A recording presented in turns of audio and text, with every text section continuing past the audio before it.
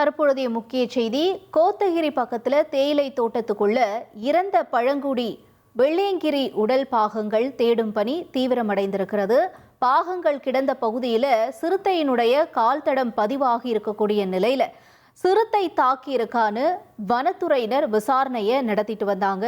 இன்று முதுகெலும்பு மற்றும் கால் எலும்பு மீட்கப்பட்ட நிலையில தானியங்கி கேமரா வச்சு கண்காணிக்கும் பணி மற்றும் உடல் பாகங்களை தேடும் பணியில வனத்துறை தீவிரமா ஈடுபட்டு வருது. நீலகிரி மாவட்டம் கோத்தகிரி பக்கத்துல கூவக்கரை பழங்குடியை சேர்ந்தவர் வெள்ளியங்கிரி. இவருக்கு வயது 50. இவர் அரவீணு பகுதியை அடுத்திருக்கக்கூடிய தோட்டத்து வீட்டில் தங்கி வேலை செஞ்சுட்டு வந்திருந்தார். இவருக்கு திருமணமாகி 2 குழந்தைகளும் இருக்கக்கூடிய நிலையில கடந்த 29ஆம் தேதி அன்னைக்கு இவர் காணாமல் போனதா காவல்துறையில குடும்பத்தினர் புகார் கொடுத்திருந்தாங்க. நேற்று மாலை அவர் வேலை செய்து வந்த தோட்டத்தின் பக்கத்துல அவருடைய ஆடை மற்றும் காலணிகள் கிடந்திருக்கு. உடனே காவல்துறையினருக்கு தகவலும் கொடுக்கப்பட்டிருக்கு. காவல்துறையினரும் வனத்துறையினரும் சம்பவ இடத்திற்கு விரைந்து அங்க காட்டு பகுதியில தேடி இருக்காங்க. அப்ப அவருடைய தலை, கைனு உடல் பாகங்கள் தனித்தனியா கிடந்திருக்கு.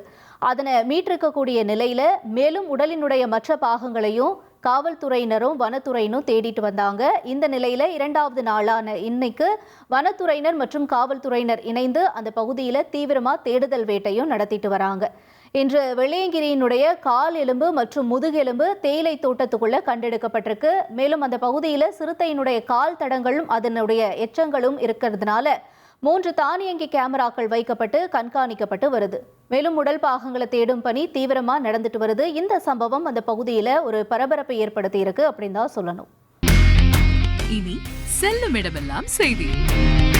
தந்தி டிவியின் வாட்ஸ்அப் சேனலை ஃபாலோ பண்ணினா செல்ல இருக்கும் இடமெல்லாம் செய்தி.